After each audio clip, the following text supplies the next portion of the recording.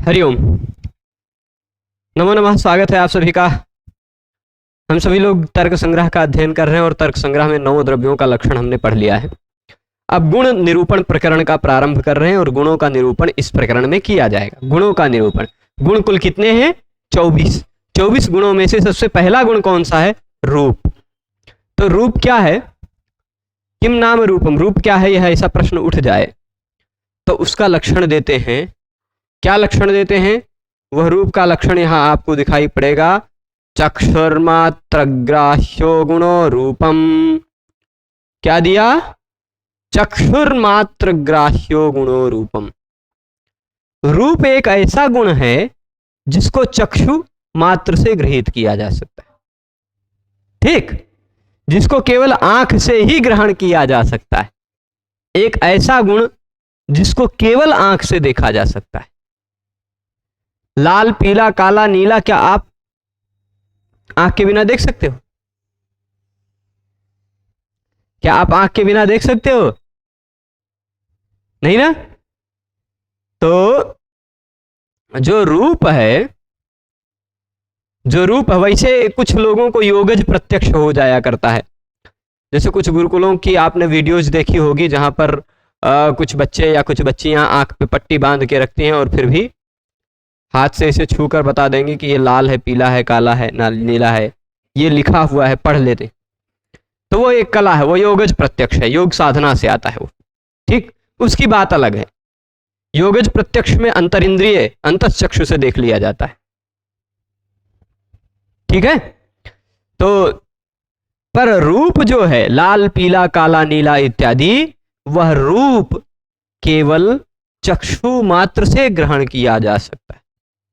नाक से लाल, पीला, काला, नीला पता चलेगा? आंख बंद करके पता कर लीजिए।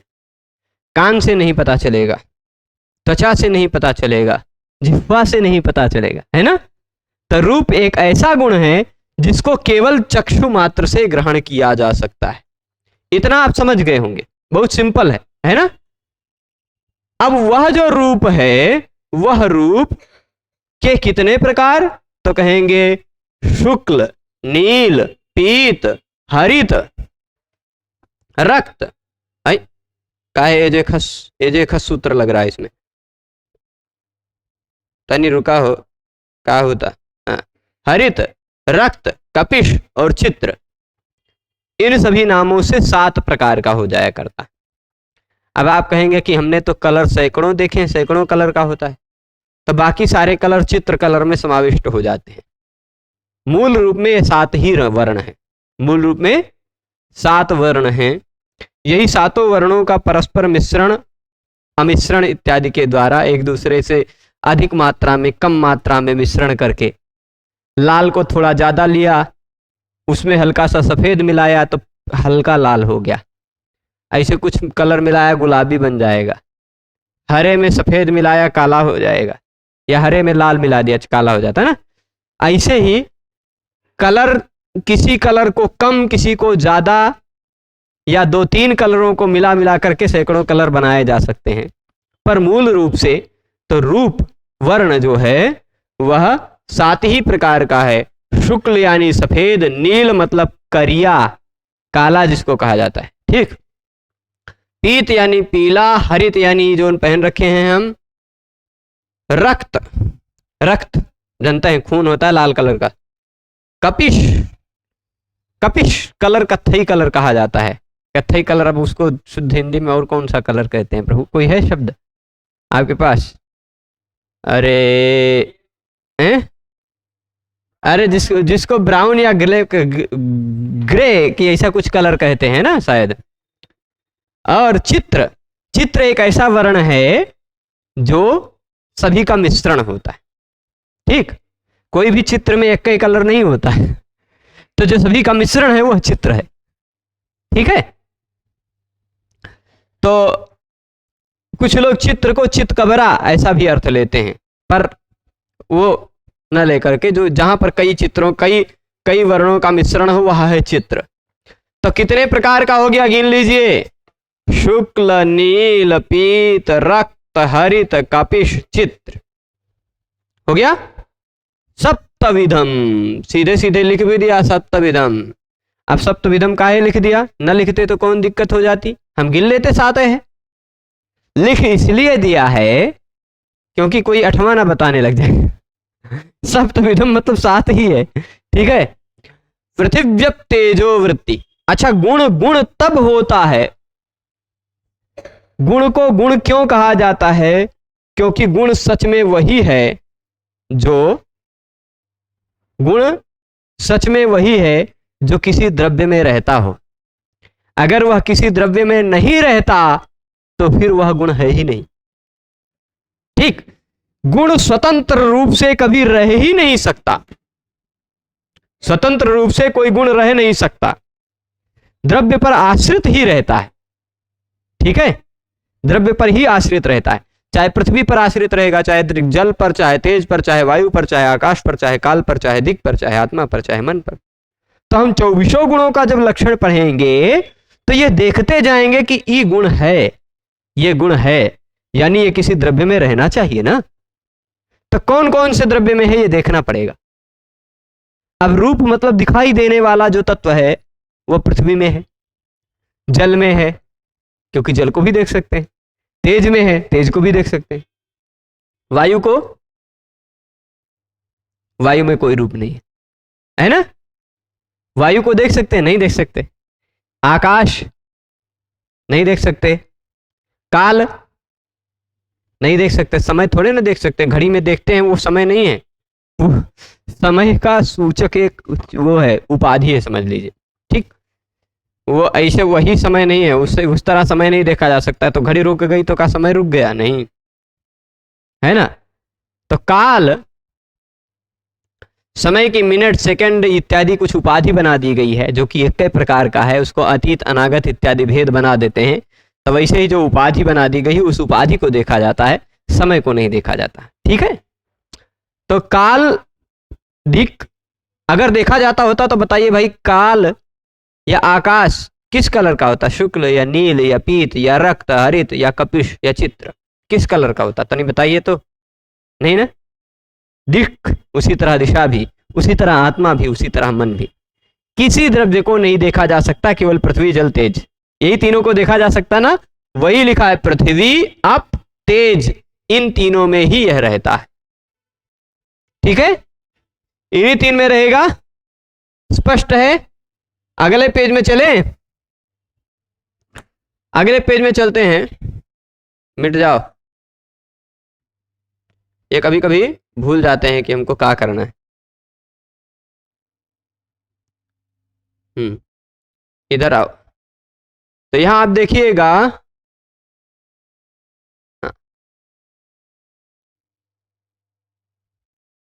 तत्र पृथिव्याम सप्तविधम। तो भाई ये केवल पृथ्वी जल तेज तीन में रहता है, ये तो बता दिया। तो पृथ्वी में कितने प्रकार का रहता है, तो कहते हैं तत्र पृथिव्याम सप्तविधम, पृथ्वी में तो सातों प्रकार का रूप रहता है। देखिए, पृथ्वी के जितने भी पार्थिव तत्व हैं उसमें रक्त भी दिखाई पड़ जाएगा, शुक्ल नील पीत हरित कपिश चित्र सभी दिखाई पड़ जाएंगे, है ना। पर जल में कौन सा कलर रहता है, जल का कलर बदलता रहता है ना। पर मूल रूप से यदि जल का वर्ण क्या है यह देखना चाहें, मूल रूप में जल का वर्ण क्या है यह देखना चाहें आप, तो उसको किसी ऐसे पात्र में रखें जिस पात्र में कोई कलर ना हो, है ना। आप हरे कलर के बर्तन में रखेंगे तो वो हरा हो जाएगा, लाल कलर के बर्तन में रखेंगे तो जल लाल हो जाएगा। पर आकाश का कोई कलर होता है क्या, नहीं होता ना। तो आकाश में जल को देखें, है ना, आकाश में जल को देखें, या पूर्णतः पारदर्शी तत्व जिसको आकाश में रख देने पर जो गायब हो जाता हो, जो स्वतंत्र रूप से न दिखाई पड़ता हो, ऐसे बर्तन में रख के देखिए जल का कलर, तो वही उसका असली कलर है, वही उसका असली रूप है। तो वह क्या है, तो जल में जो रूप है वह शुक्ल है, पर शुक्ल होने के साथ साथ अभास्वर है, अभास्वर शुक्ल। भास्वर का मतलब होता है चमकीला, अभास्वर का मतलब बिना चमकीला। ठीक है, बिना चमक वाला शुक्ल वर्ण जो होता है वह जल में होता है। जल में चमक होता है क्या? जल में तो चमक नहीं होता ना, तो वही कह रहे हैं अभास्वर शुक्लम जले। और तेज में कैसा होता है? तेज में तो चमक होता है ना, तो इसलिए तेज में भास्वर शुक्ल रूप होता है। भास्वर शुक्लम तेजसी। ठीक है, स्पष्ट है। तो अभास्वर शुक्ल हो गया जल में रूप, और भास्वर शुक्ल हो गया तेज का रूप। ठीक है, स्पष्ट। अब इसके बाद देखिएगा, हाँ स्पष्ट है, मिटा दें व्याख्याओं को। तो जरा जल्दी जल्दी व्याख्याओं को भी देख लेते हैं, बहुत ज्यादा नहीं है। मिटो मिटो, नहीं मिटेंगे। चलिए, न्यायबोधिनी रूपम लक्षयति। न्यायबोधिनी जी क्या कह रहे हैं? रूपम लक्षयति, रूप को लक्षित किया जा रहा है, यानी रूप का लक्षण बनाया जा रहा है। रूप का लक्षण बनाया जा रहा है क्या कहकर? चक्षुर्मात्रेति, चक्षुर्मात्र इत्यादि कहकर बनाया जा रहा है ना रूप का लक्षण। तो चक्षुर्मात्र ग्राह्यत्व विशिष्ट गुणत्ववत्वम रूपस्य लक्षणम। थोड़ा सा न्यायशास्त्र की भाषा जब न्यायबोधिनी में जाएंगे तो थोड़ा क्लिष्ट होती जाती है, पर प्रयास करते हैं।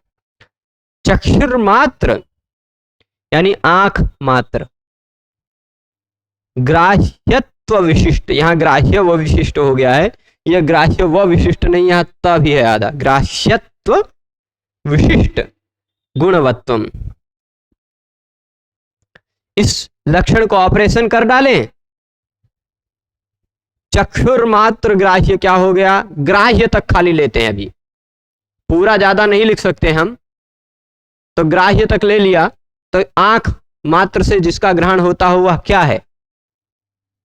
रूप है कि नहीं? चक्षुर्मात्र ग्राह्य, अब ग्राह्य रूप है कि नहीं? आंख मात्र से जिसका ग्रहण होता हो वह चक्षुर्मात्र ग्राह्य है, तो चक्षुर्मात्र ग्राह्य क्या हो गया? रूप हो गया। बराबर लगाते जाइए। अगर ग्राह्यत्व कर दिया तो रूपत्व भी तो हो जाएगा, है ना? नहीं समझ रहे हैं? अरे भाई, आंख मात्र से किसको ग्रहण किया जाता है? रूप को। तो चक्षुर्मात्र ग्राह्य क्या हो गया? चक्षुर्मात्र ग्राह्य, चक्षु मात्र से जिसका ग्रहण होता हो, यानी कान नाक त्वचा इत्यादि से जिसका ग्रहण ना होता हो, वह कौन है? तो वही तो मैं लिखा था, ग्राह्य मतलब रूप। पूरा नहीं लिख पाऊंगा, पूरा इतने में जगह नहीं है। तो डैश डैश डैश डैश ग्राह्य मतलब चक्षुर्मात्र ग्राह्य, ये समझिए। चक्षुर्मात्र ग्राह्य क्या हो गया? रूप। अब चक्षुर्मात्र ग्राह्य तक पहुंच गए, उसके बाद ये लिखा है त्व। एक एक शब्द को लिखते जाएंगे और समझते जाएंगे, एक एक को ऑपरेशन करते जाएंगे। ध्यान दीजिएगा, यहां ये जो त्व लगा हुआ है, इस त्व को लगाकर देख लेते हैं। ग्राह्य न करके ग्राह्यत्व किया होता तो रूप ना यहां पर रूपत्व हो जाता कि नहीं? तो चक्षुर्मात्र ग्राह्यत्व मतलब रूपत्व, विशिष्ट गुणवत्व। इस रूपत्व विशिष्ट गुणवान जो है, रूपत्व से विशिष्ट क्या है? रूपत्व से विशिष्ट क्या है, यह समझिएगा। विशिष्ट यानी जिसमें विशेषण लगा हो। तो यहां समझना यह है कि रूपत्व एक धर्म है जो केवल रूप में होता है ना?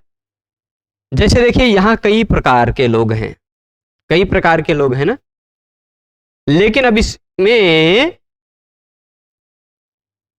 हरे कलर के कपड़े पहने हुए दुइये तीन लोग हैं, है ना? तो हरित दुइये तीन लोग हैं। हरितत्व अगर कह दिया जाए तो केवल हरितत्व से विशिष्ट कौन हो गए? यही तीन हरित वाले लोग ना। तो रूपत्व से विशिष्ट कौन हो जाएगा? रूप। क्यों? रूपत्व होने के कारण जो विशिष्ट हो चुका है, तो रूपत्व किसमें है भाई? रूप में है। मतलब न्याय शास्त्र वाले इसे उल्टा सीधा चलते रहते हैं ऐसे, मतलब नकिया यहां नहीं है, इधर से घुमाएंगे, फिर इधर से इसे घुमा के, फिर ऐसे घुमा के कह देंगे यहां है। ठीक, तो पहले क्या कहा? ग्राह्य मतलब क्या हो गया? रूप। ग्राह्य मतलब, ग्राह्यत्व मतलब रूपत्व। अब ग्राह्यत्व विशिष्ट, तो रूपत्व विशिष्ट, रूपत्व विशिष्ट क्या हो जाएगा? रूपय हो जाएगा फिर से वापस, है ना? ग्राह्यत्व विशिष्ट ग्राह्य ही है कि नहीं? उस रूपत्व विशिष्ट जो गुण है, रूपत्व विशिष्ट गुण कौन सा है? रूप गुण है कि नहीं? रूपत्व विशिष्ट गुण, यहां देख लीजिए, हम ऐसे खाली यहां इसको लिखते नहीं है, रूपत्व विशिष्ट गुण तक पहुंच गए कि नहीं? रूपत्व विशिष्ट गुण कौन हो गया? रूप गुण। रूप गुणत्व, अब रूप गुणत्व में आ जाइए। इस गुण के बाद त्व लगा, तो रूप गुण में क्या है? रूपत्व है, फिर से आ गया रूपत्व, है कि नहीं? तो अब देखिए, ये न्याय बोधनी कार ना, रूप से रूपत्व, रूपत्व से रूप, फिर वहां से फिर से रूपत्व पहुंचाए कि नहीं? फिर से भी बताऊंगा मैं। तो गुणत्व मतलब गुण अगर आ गया, रूप, फिर से देखिए, चक्षुर्मात्र ग्राह्य क्या हो गया? रूप। चक्षुर्मात्र ग्राह्यत्व क्या हो गया? रूपत्व।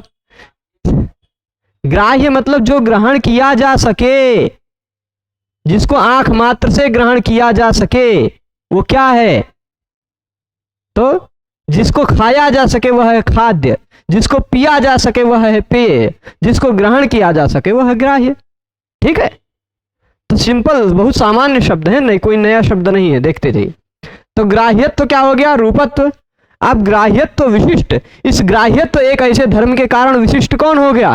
तो फिर से आ गया ग्राह्य, फिर से आ गया रूप, आ गया कि नहीं?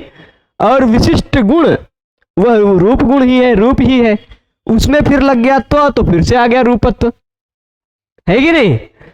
और फिर रूपत्ववत्वम, रूपत्व त्व के बाद फिर वत्वम लगा है, तो इसके बाद वत मतलब रूपत्ववत। रूपत्ववत कौन है? वत मतलब वतु प्रत्यय, मतु प्रत्यय लगा है, मतु प्रत्यय लगा है। रूपत्व वाला, जैसे धनवत है ना, धनवत, धनवान, उसी का मूल शब्द है धनवत, पर बनता है धनवान, है ना?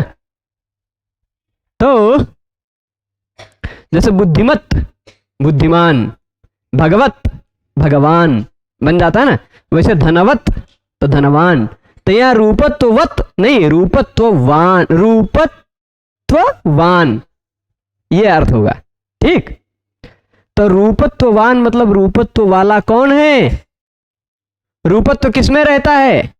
जैसे धनवत, धन वाला कौन है? अभी तो खाली नहीं है, खाली नहीं हुआ, तो धनवान हूं ना मैं, तो धनवत ऐसा कह सकते हैं, धनवान हूं मैं, नहीं धन नहीं है भाई, डायरी निकली है तो हाँ, तो धनवत मतलब कभी कभी क्या होता है, कपड़ा में से एक कुर्ते से दूसरे कुर्ते में रह जाता है, फिर निकालते नहीं, वहीं से रह जाता है। हाँ, तो अब धनवत मतलब मान लीजिए अगर धन होता, अभी है तो नहीं, धनवत नहीं तो क्या हुआ? पुस्तिकावत तो है ना?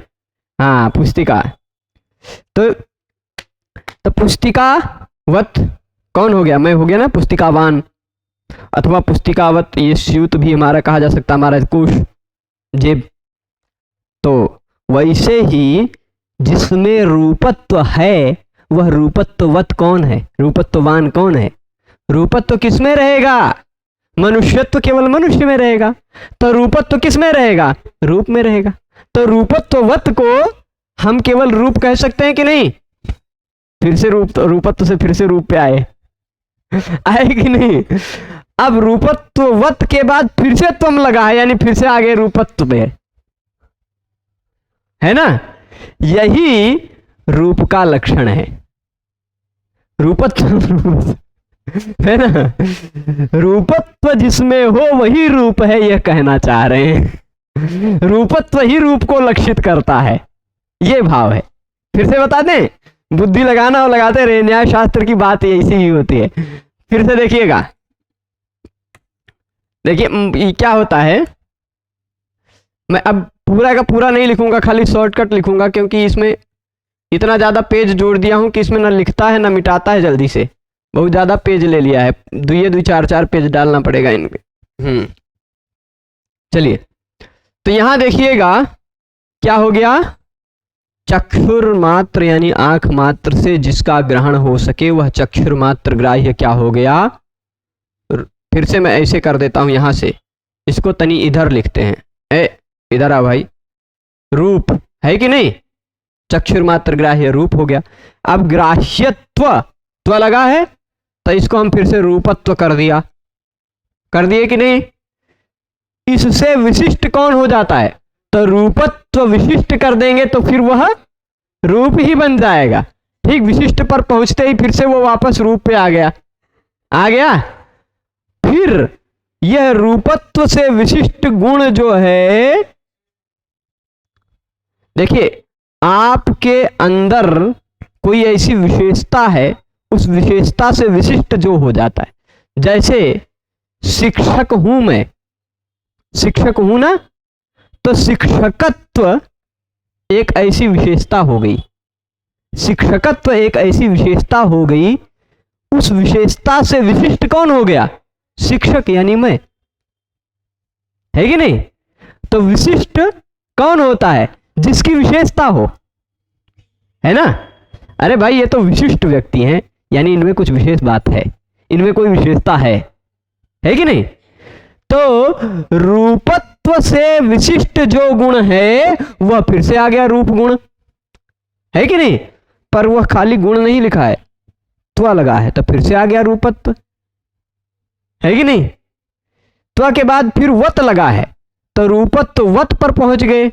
अब रूपत्व वत मतलब रूपत्ववान कौन होता है, रूप ही होता है, फिर से यानी रूप पे आ गए ना।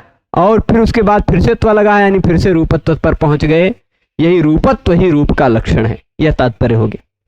यानी जिसमें रूपत्व हो वही रूप वही उसी से रूप लक्षित होता है। ठीक, रूपत्व के द्वारा ही रूप लक्षित होता है। प्रभु तनी आ जाओ, जैसे मनुष्यत्व के द्वारा मनुष्य लक्षित होता है, पशुत्व के द्वारा पशु लक्षित होता है ना, वैसे ही रूपत्व के द्वारा रूप लक्षित होता है। ठीक है, ये बात स्पष्ट हो गया। तनी आगे बढ़े। ए प्रभु मिटो, चलेगा। विशेष्य मात्रोपादाने, यहां पा मिट गया है। ठीक, विशेष्य मात्रोपादाने, थोड़ा सा यहां आय के एक अक्षर अगवा का मिटा हुआ है, स्कैन करने में मिट गया है। रूपत्व मात्रोपादाने, यहां पा है। केवल रूपत्व मात्र कह देते तो नहीं, विशेष्य मात्र कह देते, विशेष्य मात्रोपादान। अब क्या है विशेष्य, क्या है विशेषण। चक्षुर्मात्र ग्राह्यो यह है विशेषण, और गुणों यह है विशेष्य, रूप का लक्षण है ना। चक्षुर्मात्र ग्राह्य और गुण, ये इतना तो लक्षण दिया गया है ना। अगर ये देख लीजिए क्या लक्षण दिया गया, चक्षुर्मात्र और फिर उसके बाद ग्राह्य, यह एक विशेषण है, और गुण यह है विशेष्य। यदि विशेष्य मात्र का ही ग्रहण किया होता, यानी खाली इतने कह देते गुण रूपम, खाली इतने कह देते जो गुण है वह रूप है, इतना कह देते तो क्या हो जाता। सिंपल है, आप सब समझ जाते हैं कि रस भी तो गुण है, गंध भी तो गुण है, स्पर्श भी तो गुण है। तो रस इत्यादि में लक्षण घटने लग जाता कि नहीं, रस इत्यादि में अतिव्याप्ति हो जाती। केवल यदि विशेष्य मात्र रखते, केवल गुण मात्र रख देते कि जो गुण है वह रूप है, इतने कह देते, विशेषण न देते, चक्षुर मात्र ग्राह्य है ऐसा विशेषण न देते, तब तो रस इत्यादि में भी यह लक्षण घटित होने लग जाता। दिक्कत आती कि नहीं आती। तो अतः चक्षुर्मात्र ग्राह्य इति विशेषणम, चक्षुर्मात्र ग्राह्य यह विशेषण इसीलिए दिया गया क्योंकि यदि यह विशेषण न देते तो रस इत्यादि में भी यह लक्षण घटित होने लग जाता। यदि चक्षुर्मात्र ग्राह्य न होता, खाली कह देते गुणो रूपम, बड़ा गड़बड़ होने लग जाता है। जैसे ध्यान से सुना करें, थोड़ा देर के लिए इधर उधर जाएंगे ना तो फिर पूरा डिलीट हो जाएगा। बहुत सिंपल है, बहुत सिंपल है। लक्षण क्या बताया, क्या लक्षण बोला गया है रूप का? चक्षुर्मात्र ग्राह्यो गुणो रूपम, इतने तो कहा। तो यहां देख लीजिए, लक्ष्य ये है रूपम, मैं पूरा लिखा हुआ है, चक्षुर्मात्र ग्राह्य गुणा। इसके लक्षण के लिए ये दो शब्द कहे कि नहीं? इन दोनों शब्दों में ये है विशेष्य, ये है विशेषण। ठीक है, यदि केवल विशेष्य कहे होते, यानी लक्षण में इतना ना होता, तो क्या हो जाता? लक्षण गुणः रूपम होता कि नहीं? वही तो बात बता रहा हूं। यदि केवल ऐसे लक्षण कह देते गुणः रूपम, चक्षुर्मात्र ग्राह्य न कहे होते, तो गुण तो रस भी है, गुण तो गंध भी है, स्पर्श भी है, इन सब में लक्षण घटने लग जाता कि नहीं? वही कह रहे रसादावति व्याप्ति, रस इत्यादि में अति व्याप्ति हो जाए। ठीक है, इसीलिए चक्षुर्मात्र ग्राह्य इति विशेषणम, चक्षुर्मात्र ग्राह्य यह विशेषण इसीलिए दिया गया कि वो रूप, वह रस इत्यादि में लक्षण घटित ना हो। क्योंकि रस आंख से नहीं देख सकते, गंध आंख से नहीं देख सकते, है ना? रूप गंध स्पर्श संख्या परिमाण इत्यादि आंख से नहीं देख सकते। हाँ, संख्या को आंख से देख सकते हैं, हो सकता है, पर केवल संख्या, केवल आंख से नहीं देख सकते। रूप को तो केवल आंख से देख सकते हैं, पर संख्या को आंखिए से नहीं, इसे भी गिन सकते हैं, 1 2 3 4 5 गिन सकते हैं ना। तो संख्या को चक्षु से ग्रहण तो होता है, पर चक्षु मात्र से ग्रहण नहीं होता, बाकी कोई भी गुण है। तो चक्षु मात्र ग्राह्य ऐसा विशेषण जो दिया गया, वह क्या हो गया? उससे यह पूरा लक्षण घटित हो गया। अब तावन मात्र उपादाने, यानी यदि केवल तावन मात्र यानी चक्षुर्मात्र ग्राह्य इतना ही कहे गए होता, गुणः रूपम न कहा गया होता, चक्षुर्मात्र ग्राह्य रूपम, चक्षुर्मात्र ग्राह्यम रूपम, चक्षुर्मात्र ग्राह्यम रूपम, गुणः शब्द न कहा गया होता, तो चक्षु मात्र से जो ग्रहण किया जा सकता वह रूप है।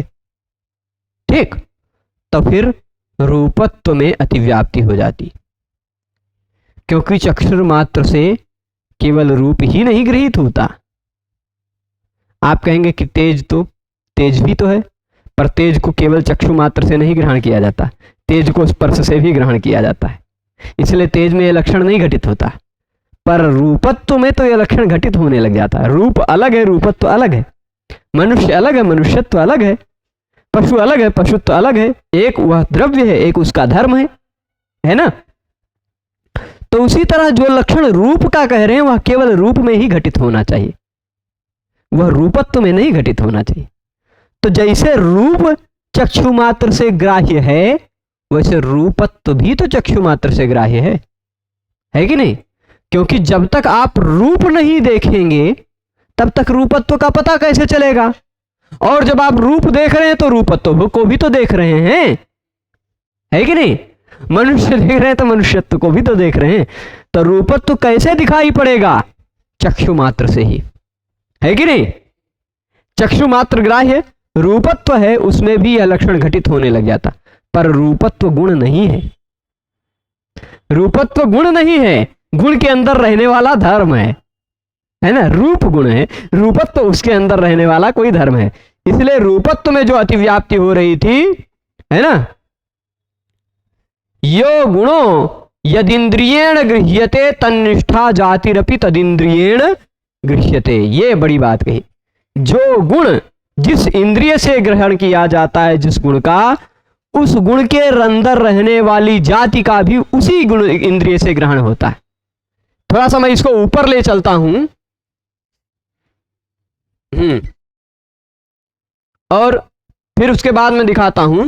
यो गुणो यदिंद्रियेण गृह्यते तन्निष्ठा जातिरपि तदिंद्रियेण गृह्यते। देखिएगा यहां थोड़ा सा ये क्या कह रहे हैं? जो गुण, ए प्रभु भागवत लेखनी जी, जो भी गुण जिस इंद्रिय से गृहीत होता है, जैसे रूप चक्षु से गृहीत होता है, गंध नासिका से गृहीत होता है, शब्द कान से गृहीत होता है, रस जिह्वा से गृहीत होता है, स्पर्श त्वक से गृहीत होता है। तो जो गुण जिस इंद्रिय से गृहीत होता है, उस गुण में रहने वाला, तन्निष्ठा मतलब उस गुण में रहने वाला जाति, रहने वाली जाति, तन्निष्ठा जाति, उसमें निष्ठ, उसमें रहने वाली जाति जो है वह भी उसी इंद्रिय से गृहीत होती है। जैसे रूप चक्षु से गृहीत होता है तो रूप में रहने वाली जाति रूपत्व, मनुष्य में रहने वाली जाति मनुष्यत्व, वैसे रूप में रहने वाली रूपत्व जाति भी उसी इंद्रिय से गृहीत होगी जिससे रूप का ग्रहण होता था। शब्द में रहने वाली शब्दत्व जाति उसी इंद्रिय से गृहीत होगी जिस इंद्रिय से शब्द का ग्रहण होता था, है ना। गंध में रहने वाली गंधत्व जाति का भी ग्रहण उसी इंद्रिय से होगा जिस इंद्रिय से गंध का ग्रहण होता है। रस में रहने वाली जाति का उसी इंद्रिय से ग्रहण होगा, रसना से ही, जिससे रस का ग्रहण होता है। और स्पर्श में रहने वाली स्पर्शत्व जाति का भी ग्रहण उसी इंद्रिय से होगा जिससे स्पर्श का ग्रहण होता है ना। वही बात कहा कि यो गुणो यदिंद्रियेण गृह्यते तन्निष्ठा जातिरपि तदिंद्रियेण गृह्यते, उस गुण में रहने वाली जाति भी उसी इंद्रिय से गृहीत होती है। ठीक है, ये बात स्पष्ट है। अतस्तद्वारणाय, इसीलिए रूपत्व में जो लक्षण घटित हो रहा था उसके निवारण करने के लिए विशेषोपादानम, विशेष से कह दिया गया, गुण कह दिया गया, गुण कह दिया, विशेष से मतलब गुण, गुण कह देने से रूपत्व तो गुण नहीं है ना, रूपत्व तो जाति है, सामान्य है, उसके अंदर रहने वाला धर्म है। तो चक्षुर्मात्र ग्राह्यत्वम नाम, अच्छा चक्षुर्मात्र ग्राह्यत्व मतलब क्या है? चक्षुर्मात्र ग्राह्यत्व का मतलब क्या होता है? मात्र शब्द कह देने से पता चल गया कि चक्षु से भिन्न इंद्रिय से अग्राह्य हो। चक्षु से भिन्न इंद्रिय जो श्रोत्र त्वक इत्यादि भिन्न इंद्रिय हैं, उन चक्षुर भिन्न इंद्रिय, चक्षु से भिन्न इंद्रिय से अग्राह्य, यहां इंद्रिय अग्राह्य दिखाई पड़ रहा है ना, उस चक्षु से भिन्न इंद्रिय से यानी कान, त्वक, नासिका, रसना, जिह्वा, इन सब से अग्राह्य होते हुए चक्षुर्ग्राह्यत्व, केवल चक्षु से गृहीत हो रहा हो। चक्षु से भिन्न इंद्रियों से न गृहीत होते हुए केवल चक्षु से गृहीत होता हो, वही चक्षुर्मात्र ग्राह्य है। ठीक, ये बात भी बता दी। मात्र पदानुपादाने, यदि मात्र शब्द न रहा होता तो, केवल चक्षुर्ग्राह्यो गुणो रूपम कह दिया होता तो, मात्र पद अनुपादाने, मात्र पद का ग्रहण न किया होता तो कह रहे हैं संख्यादि सामान्य गुणे अतिव्याप्ति। मैंने बता दिया है, संकेत कर दिया है इसका कि भाई चक्षुर्ग्राह्य गुणो रूपम, इतना कह देते, मात्र न कहे होते तो चक्षु से ग्राह्य संख्या इत्यादि भी है ना, चक्षु से ग्राह्य संख्या भी है ना। देखिए मेरे हाथ का इस रिमोट से संयोग है, यह मैं तो स्पर्श से जान सकता हूं, पर आप तो चक्षु से भी इसका ग्रहण कर सकते हैं ना। इन दोनों का संयोग चक्षु से ग्रहण होता है कि नहीं? तो चक्षुग्राह्य है, तो चक्षुग्राह्य गुण, इन दोनों का जो अंदर रहने वाला संयोग है, वो संयोग भी तो रूप का संयोग में भी ये लक्षण घटित होने लग जाता ना। देखिए ये कितने हैं, ये पदार्थ कितने हैं, ये दो संख्या भी तो आपको दिखाई पड़ रही है आंखों से, तो संख्या भी ग्रहण हो रही है आंख से, चक्षु से। परिमाण, पृथक, संयोग, विभाग इत्यादि सब आंखों से दिखाई पड़ते हैं। तो इन सब सामान्य गुणों में अतिव्याप्ति होने लग जाती कि नहीं, अगर मात्र शब्द न रखते तो। इसीलिए संख्यादावपि चक्षुर्ग्राह्यत्वम, ठीक, चक्षुर्ग्राह्यत्व विशिष्ट गुणत्वस्य सत्वात्, वही ग्राह्यत्व विशिष्ट, जैसे ऊपर दिया था ना ग्राह्यत्व विशिष्ट गुणत्ववत्वम, वैसे ग्राह्यत्व विशिष्ट गुणत्व है ना, गुणत्व उसमें है, तो गुणत्ववान वह है, तो उसकी सत्ता है कि नहीं? चक्षु मात्र ग्राह्यत्व विशिष्ट गुणत्व, यानी वह संख्या में है कि नहीं? तो संख्या इत्यादि में लक्षण घटित होने लग जाता। अतस्तत्रातिव्याप्तिवारणाय, अतः मतलब उसमें, अतः तत्र यानी उसमें, अतिव्याप्ति का निवारण करने के लिए मात्र पद रखा गया, मात्र शब्द रख दिया गया। तो चक्षुर्ग्राह्यो गुण रूपम न कह करके चक्षुर मात्र ग्राह्यो गुणों कह दिया। तो देखिए संख्या चक्षु से तो ग्राह्य है, देखिए कितनी संख्या है, लेकिन छू करके भी स्पर्श से भी ग्राह्य है ना, स्पर्श से भी ग्राह्य है। चलिए कितनी आवाज आई, 2 आवाज आई, कान से भी ग्राह्य है संख्या, है ना, है कि नहीं। तो ऐसे वह चक्षुर मात्र ग्राह्य नहीं है, वह चक्षु और चक्षु से अतिरिक्त इंद्रियों से भी ग्राह्य है कि नहीं। तो इसलिए मात्र शब्द रख देने से संख्या इत्यादि चक्षुर भिन्नत्व ग्राह्यत्व, देखिए चक्षुर भिन्नत्व अग्राह्यत्व, अग्राह्यत्वात्, देखिए चक्षुर भिन्न इंद्रिय जो त्वग्राह्यत्वात्, यहाँ त्वग है, थोड़ा सा ऊपर लेके चलें तो ये और स्पष्ट दिखेगा।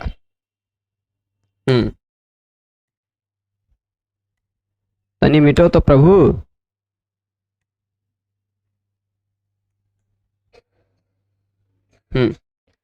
चक्षुर मात्र ग्राह्य, कभी कभी भुला जाते हैं। चक्षुर मात्र ग्राह्यत्व विशिष्ट,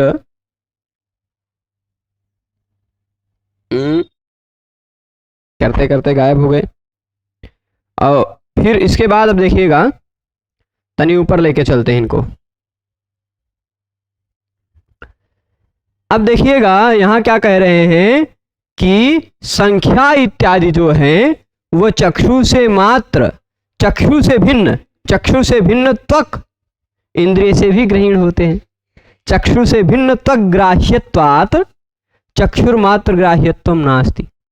संख्या इत्यादि में तो चक्षु से भिन्न त्वक इंद्रिय से भी ग्रहण हो जाता है उनका, इसलिए उसमें चक्षुर मात्र ग्राह्यत्व तो नहीं है ना, चक्षुर मात्र ग्राह्यत्व तो उसमें नहीं मिलेगा ना। अब इसके बाद देखिए आगे क्या कहेंगे, तनी देखते हैं। हाँ, नास्ति अत्र लक्षणम ग्राह्यत्वम नाम, अत्र लक्षणे ग्राह्यत्वम नाम, इस लक्षण में ग्राह्यत्व का मतलब क्या होता है, लौकिक प्रत्यक्ष विषयत्वम। ग्राह्यत्व का मतलब क्या है, ग्रहण करने योग्य जो है वह ग्राह्य है, यानी लौकिक प्रत्यक्ष का विषय बनने योग्य जो है वह ग्राह्य है। ठीक, लौकिक प्रत्यक्ष का विषय जो है वह ग्राह्य, अलौकिक प्रत्यक्ष की बात नहीं कर रहे। ठीक, अलौकिक प्रत्यक्ष, अलौकिकस्तु व्यापारस्त्रिविध परिकीर्तितः सामान्य लक्षणों ज्ञान लक्षणों योगजस्तथा। सामान्य लक्षण, ज्ञान लक्षण और योगज, ये 3 प्रकार का अलौकिक व्यापार होता है, उसकी बात अलग है। पर लौकिक प्रत्यक्ष का जो विषय है वही है ग्राह्य। ठीक, और अग्राह्यत्वम नाम तत् अविषयत्वम, लौकिक प्रत्यक्ष का जो अविषय है वह अग्राह्य है ना। जैसे आँखिया से नहीं, कान से आप काला नीला पीला इत्यादि नहीं देख सकते, तो कर्ण इंद्रिय अग्राह्य है कि नहीं, कर्ण इंद्रिय का अविषय है, कर्ण इंद्रिय का विषय नहीं। तथा च चक्षुर्भिन्नेन्द्रिय जन्य, चक्षु से भिन्न इंद्रिय, तोड़ना पड़ेगा इसको भी। चलिए अभी इसको बताते हैं। चक्षुर्भिन्नेन्द्रिय जन्य प्रत्यक्ष, चक्षु से भिन्न इंद्रिय कौन सी है, इंद्रिय चक्षु से भिन्न इंद्रिय कौन सी इंद्रिय है, कर्ण इत्यादि, है ना। देख लीजिए, तनी ऊपर ले चलते हैं। हाँ, बहुत बड़ी इनकी न्याय बोधनी है, देख लेंगे, पूरा पढ़ लेंगे, पदकृत्य जी को भी पढ़ लेंगे तभी इसको खत्म करेंगे, नहीं तो सोचे थे 4 हो जाएगा, रुपये खाली नहीं हो पाया। हाँ, क्योंकि इसमें व्याख्या है। तो फिर क्या हो गया, चक्षुर्भिन्न इंद्रिय से जन्य जो लौकिक यानी साक्षात्कार है, लौकिक साक्षात्कार है, उस लौकिक साक्षात्कार का जो विषय न हो, ठीक, ध्यान दीजिएगा, चक्षु से भिन्न इंद्रिय से आप किसको लेंगे? नाक कान इत्यादि। चक्षुर भिन्न इंद्रिय क्या हो गया? नाक कान इत्यादि। उससे उत्पन्न होने वाला लौकिक साक्षात्कार, नाक कान इत्यादि से उत्पन्न कौन सा लौकिक साक्षात्कार होता है? गंध, स्पर्श, रस, शब्द। अरे भाई, इस लोक में जो है वही लौकिक है, ठीक है?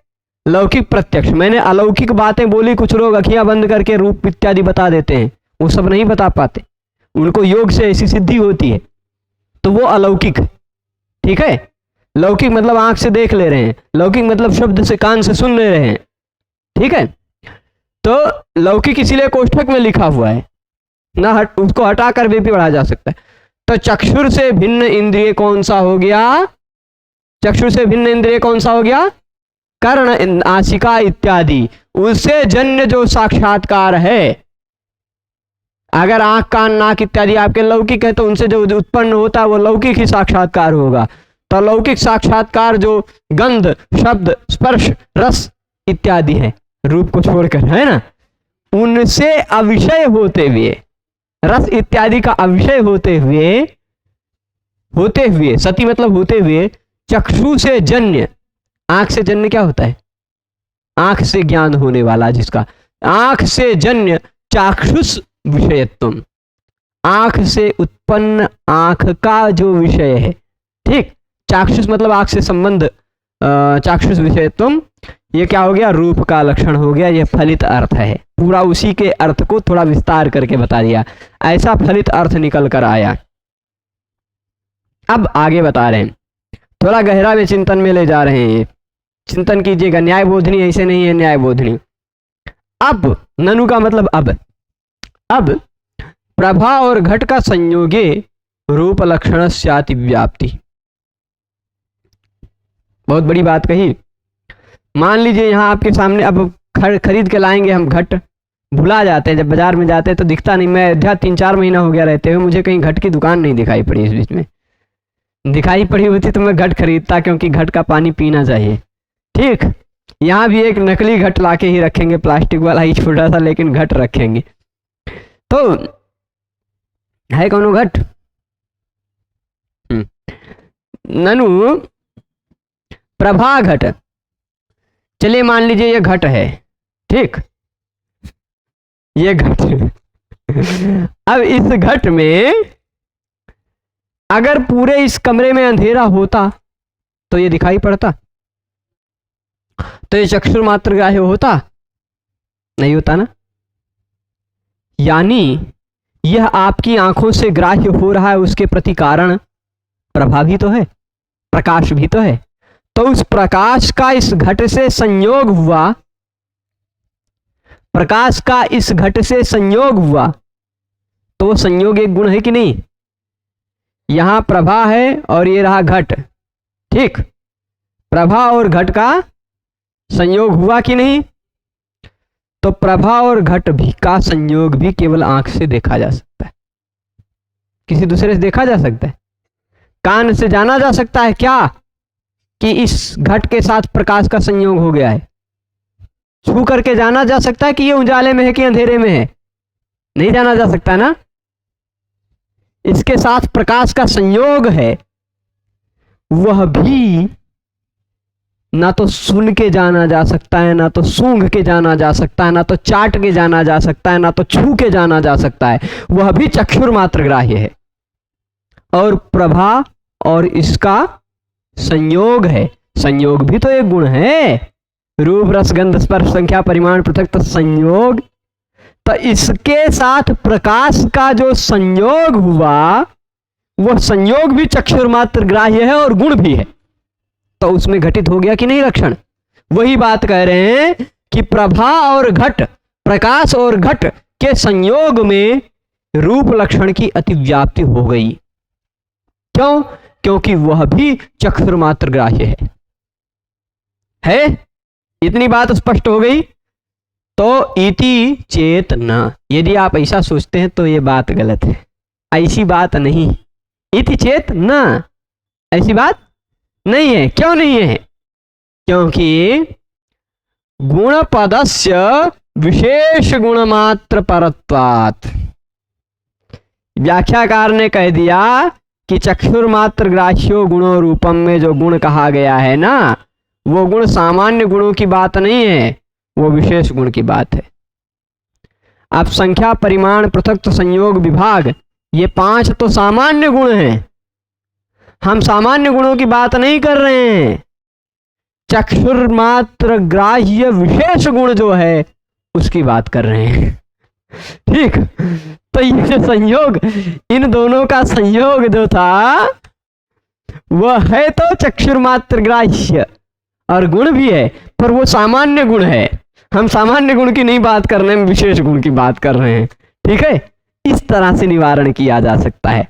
तो देखिए यहां जो गुण शब्द लिखा गया चक्षुर्मात्र ग्राह्य गुणों में, गुण जो शब्द लिखा गया है वह केवल विशेष गुण का सूचक है, विशेष गुण मात्र परक है। ठीक, तो न चैवं विशेष गुण घटित लक्षणे संख्यादावति व्याप्त्यभावान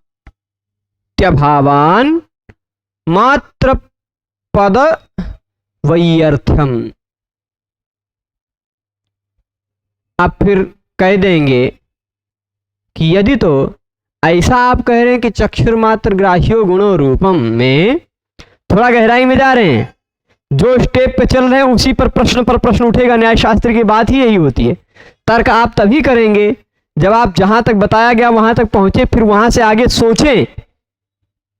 अब सोचिएगा आगे, आगे सोचना यह है कि चक्षुर्मात्र ग्राह्यो गुणो रूपम कहा तो चक्षुर्मात्र ग्राह्य इसके साथ प्रभा का जो संयोग हुआ वह भी है चक्षुर्मात्र ग्राह्य, प्रकाश का इसके साथ संयोग, और वह गुण भी है संयोग, तो वो भी तो रूप का लक्षण में घटित होने लगा, यानी संयोग में रूप का लक्षण घटित होने लगा। तो कहेंगे नहीं भाई, हम सामान्य गुण की बात नहीं कर रहे हैं, हम विशेष गुणों की बात कर रहे हैं। तो चक्षुर्मात्र ग्राह्य जो विशेष गुण है वही रूप है। तब कहेंगे कि भाई तब तो मात्र शब्द व्यर्थ है, चक्षुर्मात्र ग्राह्य गुण, चक्षुर्ग्राह्य गुण कह देते, क्योंकि गुण शब्द विशेष गुण का सूचक है। तो चक्षुर्ग्राह्य गुण केवल विशेष गुणों में रूप है, सामान्य गुणों में संख्या, परिमाण, पृथक्त्व, संयोग, विभाग वही है जो चक्षु से नहीं, चक्षु से भी गृहीत होते हैं और अन्य इंद्रियों से भी गृहीत होते हैं, है कि नहीं। पहले भी हमने दिखाया था कि मात्र शब्द किस लिए रखा गया, क्योंकि गुण शब्द, गुण का लक्षण संयोग में, संख्या में, पृथक्त्व में, विभाग में, इन सब में घटित हो जा रहा था। संख्या भी चक्षु से गृहीत हो जा रही थी, है कि नहीं। 10 संख्या या चक्षु से गृहीत हो रही है ना, तो चक्षुर्ग्राह्य नहीं कहा, चक्षुर्मात्र ग्राह्य कहा, इसलिए ये संख्या में घटित नहीं हुआ, है कि नहीं। मात्र शब्द ही व्यर्थ हो जाएगा, क्योंकि गुण शब्द का अर्थ केवल गुण नहीं रह गया, गुण शब्द का अर्थ विशेष गुण हो गया। तो संख्या तो रही सामान्य गुण, संयोग तो रहा सामान्य गुण, ये सब सामान्य गुणों में ये लक्षण घटित होगा ही नहीं, क्योंकि विशेष गुण की बात है। तब तो मात्र शब्द व्यर्थ है, चक्षुर्ग्राह्य गुण कह देते, चल जाता काम, है कि नहीं। तो नच एवं विशेष गुण घटित लक्षणे, विशेष गुण घटित लक्षण में जो संख्या इत्यादि में अतिव्याप्ति का अभाव है, संख्या इत्यादि में अतिव्याप्ति नहीं हो पाएगी, इसलिए मात्र शब्द ही व्यर्थ है। मात्र शब्द का व्यर्थ हो गया कि नहीं। मात्र पद वैयर्थ्यम इति वाच्यम, ऐसा बोलना चाहिए नहीं। नच वाच्यम, नच से शुरू करते हैं, मतलब नच को छोड़ दीजिए पहले, नच को छोड़कर तब अर्थ समझिए ये क्या हो रहा है। ये बात है, यही था शेर और उसी के नीचे था कुकुर, शेर और कुकुर पे टच हो गया तो ये प्रिपेयर करना चलिए, तो यहां देखिएगा कि कुछ नहीं कर पाओगे तुम, थोड़ी देर रुके रहो। हाँ, अब देखिएगा, न चैवं विशेष गुण घटित लक्षणे, विशेष गुण में जो घटित लक्षण था, यहां देखिएगा, नच को छोड़ के पढ़िए पहले, एवं मतलब इस तरह विशेष गुण में जो घटित लक्षण है, विशेष गुण में जो लक्षण घटित हो रहा है, ठीक, देखिएगा संख्या इत्यादि में, विशेष गुण जो संख्या इत्यादि में इस लक्षण की अतिव्याप्ति नहीं हो रही है, तो फिर मात्र शब्द व्यर्थ है, ठीक। इति न च वाच्यम, ऐसा नहीं कहना चाहिए। मात्र शब्द व्यर्थ है ऐसा बिल्कुल मत कहना। क्यों? अब उसके लिए दूसरा तर्क देंगे, दूसरा तर्क देंगे कि पहले तो क्या कह दिया, पहले कह दिया कि चक्षुर मात्र ग्राह्य गुण जो रूप ही नहीं है अपितु रूप के सिवाय भी कुछ है। क्या है? प्रभा भित्ति संयोग, प्रभा घट संयोग, प्रभा के साथ किसी का भी संयोग, वो संयोग भी ग्रहण हो रहा है चक्षुर मात्र से। तो कह दिए कि नहीं वो तो सामान्य गुण है, हम विशेष गुण की बात कर रहे हैं। अच्छा, तो आप विशेष गुण की बात कर रहे थे तो मात्र काहे रख दिए? मात्र क्यों रख दिए आप?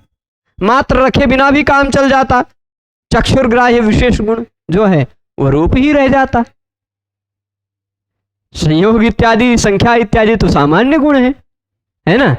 तो कहेंगे नहीं भाई, क्योंकि अब देखिएगा क्यों बात कह दिए, क्योंकि विशेष गुण में भी अभी देखिएगा कुछ बात एक नई कमी निकालेंगे।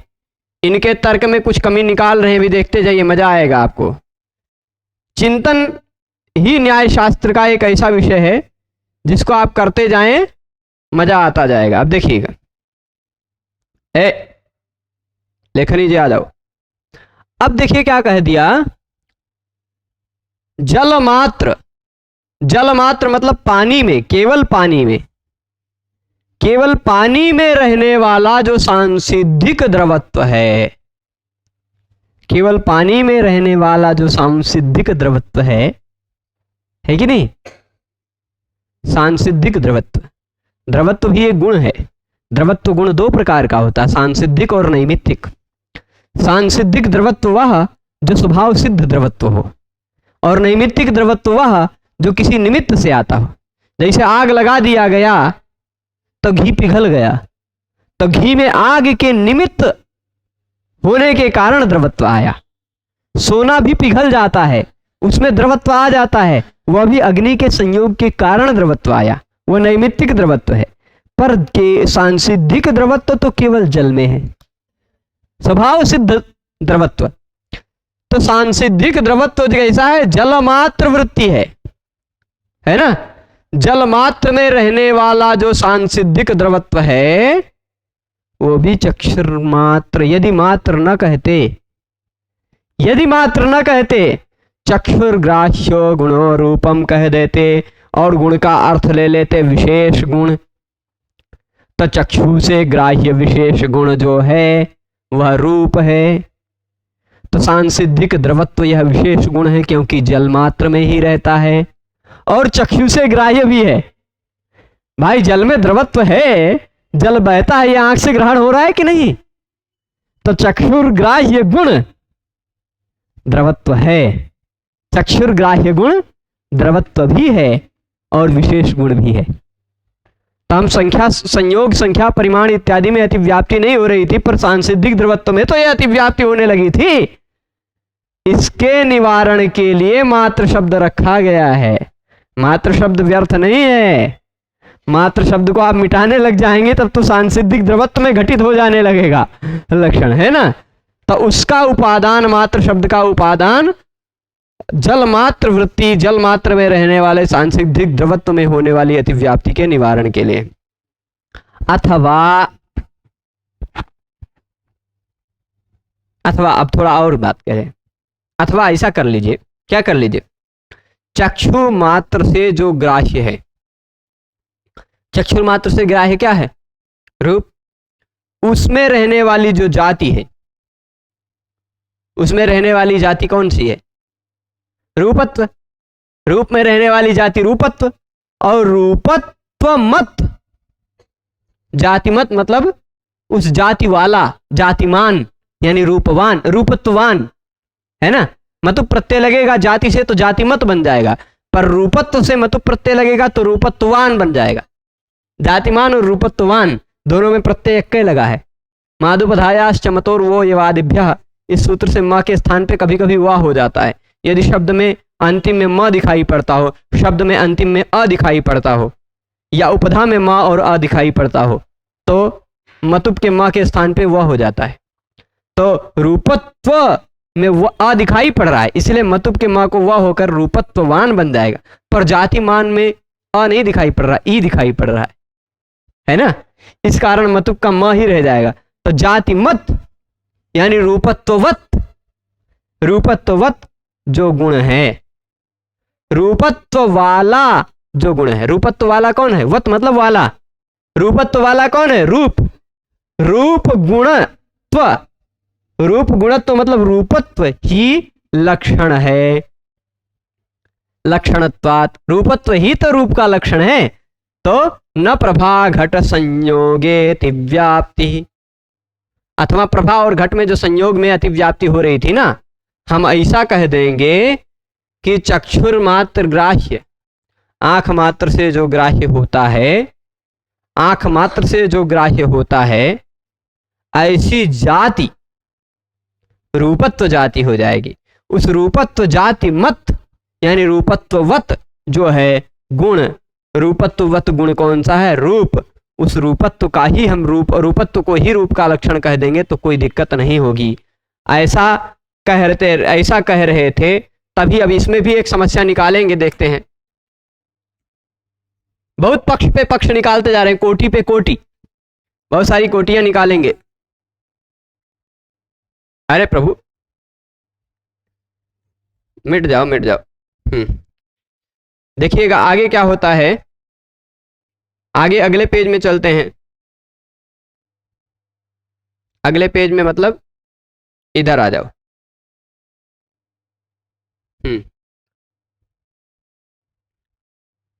क्या कह रहे हैं?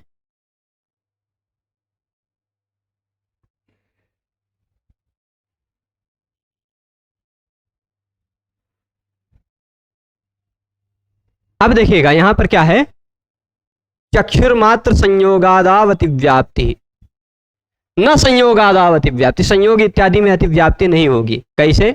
ए प्रभु थोड़ा सुंदर हो जाओ। तो ये दिख रहे हैं आप सबको? ठीक ठाक दिख रहे हैं कि नहीं दिख रहे हैं? तो संयोगत्व जाते है, संयोगत्व जाति जो है ना, एक मिनट इनको मिटाते हैं और तनी अभी ये सुंदर सुंदर हो जाएंगे। तो उसमें संयोग में इत्यादि नहीं में अतिव्याप्ति नहीं होगी। क्यों? क्योंकि संयोगत्व रूप जो जाति है, प्रभा घट संयोग या प्रभा भित्ति संयोग, ये रूपी जो जाति है, यह जाति संयोगत्व, संयोग में रहने वाली जाति कौन सी है? संयोगत्व। और संयोगत्व तो केवल चक्षु से थोड़े ना ग्रहित होता है। प्रभा भित्ति संयोग में रहने वाला जो संयोगत्व है, वह संयोगत्व केवल चक्षु से नहीं ग्रहित होता है। संयोगत्व जाति जो है वह चक्षुर्मात्र ग्राह्यत्वाभावात्, संयोगत्व जाति जो है वह चक्षुर्मात्र ग्राह्य से नहीं है, वह चक्षुर्मात्र ग्राह्य नहीं है। क्योंकि घट संयोग जो है, घट संयोग का हाथ से भी ग्रहण हो रहा है और संयोगत्व भी हाथ से ग्रहित हो जाएगा। संयोग अगर हाथ से स्पर्श से ग्रहित हो गया तो संयोगत्व भी त्वगिंद्रिय ग्राह्यत्व, त्वगिंद्रिय ग्राह्यत्व तद्जातेरपि, तद्गत जातेरपि, उसमें रहने वाली जो जाति है वह भी त्वगिंद्रिय ग्राह्य है। संयोगत्व भी त्वगिंद्रिय ग्राह्य हो जाएगी। तो ऐसे यो गुणो यदिंद्रियेण ग्राह्या तन्निष्ठ जातेरपि तदिंद्रियेण ग्राह्यत्वात्, वही बात फिर से कह रहे हैं। जो गुण जिस इंद्रिय से ग्रहित होती है उसमें रहने वाली जाति भी उसी इंद्रिय से ग्रहित होती है, बात कहती है। अत्र जाति विशिष्ट लक्षणे गुणत्वानुपादाने चक्षुर्मात्र ग्राह्य जाति मति सुवर्णादावति व्याप्ति। देखिए कितनी सारी बातें कह रहे हैं। एक नया बात कहे कि यदि हम स्टेप थोड़ा सा ज्यादा चला गया, मैं जान रहा हूं थोड़ा सा ऊपर से जाएगा, जान रहा हूं, पर थोड़ा धैर्य रखेंगे, स्थिर रखेंगे, समझ में आएगा। यह शास्त्र ही है धैर्य का। ये शास्त्र, जितना आपके अंदर धैर्य है उतना ही है। तब देखिए क्या कह रही, हाँ चलेगा, मिटा देते हैं इनको तनीसा। आगे क्या कहेंगे, इधर ध्यान दीजिएगा कि पहले तो कहा कि हम ऐसा जाति से लक्षण ले लेंगे, जाति से लक्षण ले लेंगे, मतलब जाति के द्वारा अगर घटित करने लग जाएंगे तब दिक्कत नहीं आएगी। तो प्रभा भित्ति संयोग या प्रभा घट संयोग में रहने वाली जो जाति है संयोगत्व, वो संयोगत्व तो चक्षुर्मात्र ग्राह्य गुण नहीं है ना? वह संयोगत्व तो चक्षुर्मात्र ग्राह्य नहीं है, क्योंकि संयोग का त्वक से भी ग्रहण हो जाता है तो संयोगत्व का भी त्वक से ग्रहण हो जाता है, ऐसा कह दिया तो दिक्कत नहीं है, तो जाति से ले लीजिए। पर कहे अगर जाति से लेंगे तब तो गड़बड़ होगा। क्यों? जाति घटित लक्षण यदि हम लेते हैं तो गुणत्व अनुपादाने, गुणत्व अनुपादाने यानी गुणत्व शब्द न रखें, गुणत्व शब्द न रखें जाति वाले लक्षण में, तो क्या दिक्कत हो जाएगी? लक्षण क्या बन जाएगा? चक्षुर्मात्र ग्राह्य जाति मान, चक्षुर्मात्र ग्राह्य जाति मान रूपम, ऐसा लक्षण हो जाता। चक्षुर्मात्र ग्राह्य जाति मद गुणवत्तम ऐसा अगर रहते तब तो दिक्कत नहीं थी, पर चक्षुर्मात्र ग्राह्य जाति मान ऐसा कह देते तब तो सोना इत्यादि भी चक्षुर्मात्र ग्राह्य जाति। सोने में क्या है? सोने में रूप है कि नहीं? सोना है कि सोने में रूप है, तो चक्षुर्मात्र ग्राह्य जाति। सुवर्ण में जो सुवर्णत्व है वो भी चक्षुर्मात्र ग्राह्य है। सोने में जो सुवर्णत्व है वह सुवर्णत्व भी तो चक्षुर्मात्र ग्राह्य है। ऐसे थोड़े ना कि हथोस छू के जान जाएंगे कि ये सुवर्ण है, सुवर्णत्व है इसमें, नहीं है ना? तो सोने में रहने वाला जो सुवर्णत्व है वह भी चक्षुर्मात्र ग्राह्य है। तो चक्षुर्मात्र ग्राह्य जाति वाले सुवर्ण इत्यादि में भी अतिव्याप्ति होने लग जाती, इसीलिए गुणवत् कहा गया। तो सुवर्ण में रहने वाला सुवर्णत्व गुण नहीं है, गुण भी कहा गया इसीलिए, ठीक है। एवं रसादि लक्षणे विशेष विशेषणानुपादाने लक्ष्य भिन्न गुणेति व्याप्ति। अब सब जगह का बता दे रहे हैं एक साथ। अब रस इत्यादि का लक्षण कहेंगे तो रसनाग्राह्यो गुणो रसः। गुणों, वहां गुण क्यों कहा गया? क्योंकि अगर ये गुण ना कहे होते, अगर रसनाग्राह्यो ना कहे होते, केवल कह देते गुणो रसः, तो वहां भी यही बतिया समझिएगा कि फिर वो रूप गंध इत्यादि में सब में घटित हो जाने लगेगा, है कि नहीं? इसीलिए रस इत्यादि लक्षणों में भी यदि विशेषण न रखा जाए, रसनाग्राह्य ये एक ऐसा विशेषण न रखा जाए तो लक्ष्य से भिन्न अन्य गुणों में अतिव्याप्ति होने लग जाता, है कि नहीं? और अगर विशेष से न रखा जाए, यानी रसनाग्राह्यो गुणः रूपम, अगर गुणः न रखा जाए तो रसनाग्राह्य रूपम ऐसा कह देते तो लक्ष्य मात्र वृत्ति रसत्व गंधत्व आदि में अतिव्याप्ति होने लग जाती। रसनाग्राह्य रसः इतने कह देते तो रसना से ग्राह्य केवल रस नहीं है, रसत्व ही है ना? घ्राण ग्राह्य गंधा अगर खाली कह देते तो घ्राण ग्राह्य गंध नहीं है, गंधत्व भी है। तो इसीलिए लक्ष्य मात्र में रहने वाला जो रसत्व गंधत्व इत्यादि में भी अतिव्याप्ति होने लग जाती।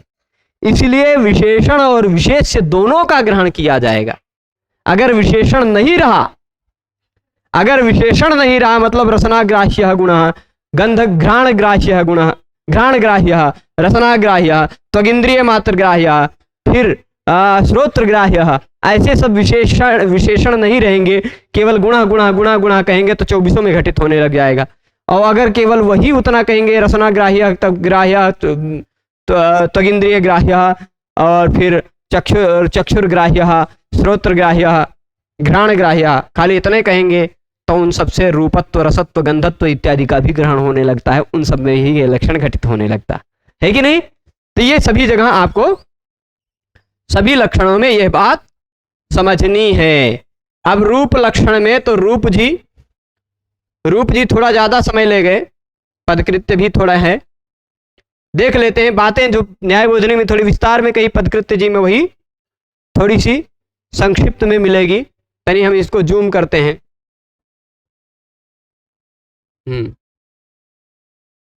दिखाता कि नहीं के दिखाता। चक्षुर्मात्रेति पदकृत्य में देखिए, चक्षुर्मात्रेति रूपत्वादि वारणाय गुण पदम। गुण शब्द क्यों रखा गया? चक्षुर्मात्र ग्राह्यो गुण रूपम में गुण क्यों कहा गया? क्योंकि रूपत्व इत्यादि में लक्षण घटित हो जाना लगता है कि नहीं? ये बात समझ चुके हैं। रसादि वारणाय चक्षुर्ग्राह्य इति, रस इत्यादि में लक्षण घटित होने लग जाता, इसलिए चक्षुर्ग्राह्य कह दिया गया। क्योंकि चक्षुर्ग्राह्य न कहते, केवल गुण कह देते तो रस इत्यादि में घटित होने लग जाता।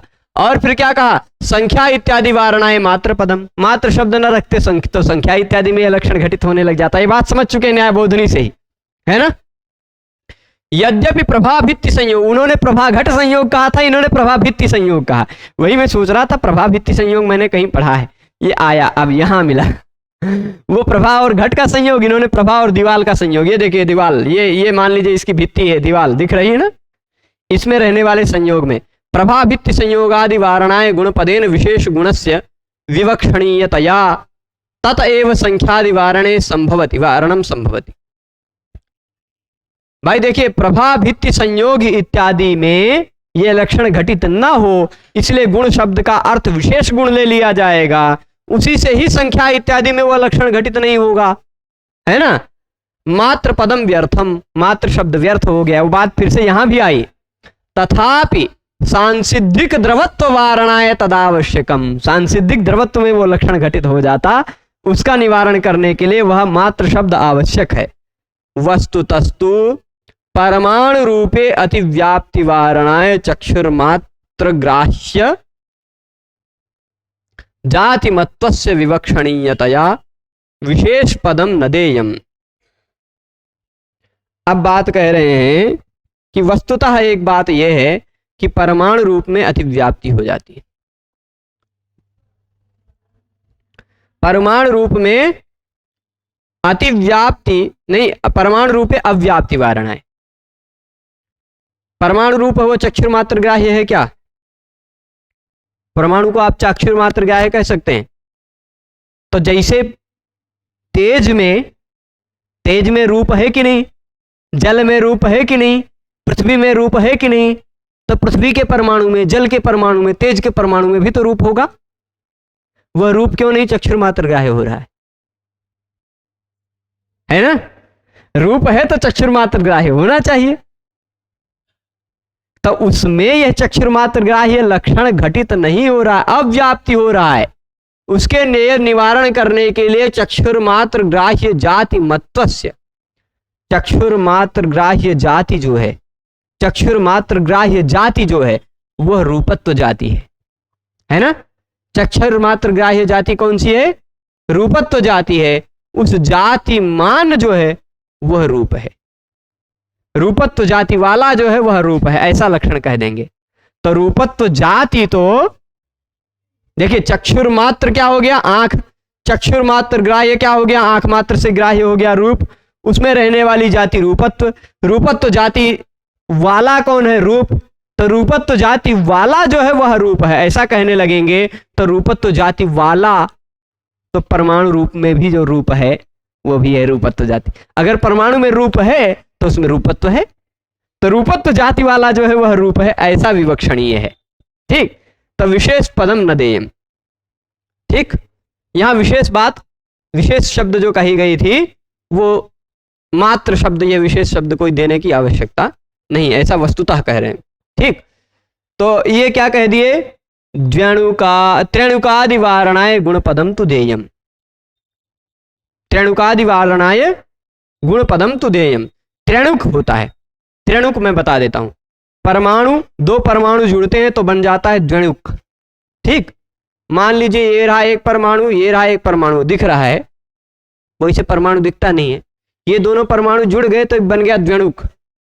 एक द्विणुक ये रहा, एक द्विणुक ये रहा, एक द्विणुक ये रहा, तीन तीन द्विणुक जुड़े तो बन गया एक त्रेणुक बड़ा सा। ठीक, वह त्रेणुक जो होता है वह आपको दिखाई पड़ता है, यानी 6 परमाणुओं को मिलकर जो बनता है वह दिखाई पड़ता है त्रेणुक। ठीक, तो त्रिणुक के अंदर जो रूप है वो तो चक्षुर्मात्र ग्राह्य है ना, तो चक्षुर्मात्र ग्राह्य त्रिणुक भी हो जाएगा, है ना। उसमें निवारण करने के लिए गुण शब्द तो जरूरी है, क्योंकि अगर चक्षुर्मात्र ग्राह्य या चक्षुर्ग्राह्य कह देते, चक्षुर्ग्राह्यम रूपम, तो चक्षु से ग्राह्य त्रिणुक भी है, वह रूप बनने लग जाता। उसमें निवारण करने के लिए कह दिया गुण शब्द जरूरी है, चक्षुर्ग्राह्य गुण जो गुण है वो बात जरूरी है। ठीक, गुण पदम तु देयम सप्त एति रूप इति अनुसज्यते। सप्त क्यों कहा गया? 7 प्रकार का होता है तो रूप 7 ही है, ऐसा आनुषंगिक बात कही जा रही है। मतलब इतना समझ लीजिए कि रूप 7 है, ज्यादा नहीं है। ठीक, तो इस तरह से आपने रूप का लक्षण समझा। रस, गंध, स्पर्श इत्यादि को आगे पढ़ेंगे। ठीक है, आज थोड़ा सा समय अधिक हो गया। सभी लोग इस पूरे पाठ में रूप में बढ़िया से रूप के निरूपण में ध्यानपूर्वक सुन रहे थे, इसके लिए सभी को बहुत बहुत धन्यवाद। नमो नमः।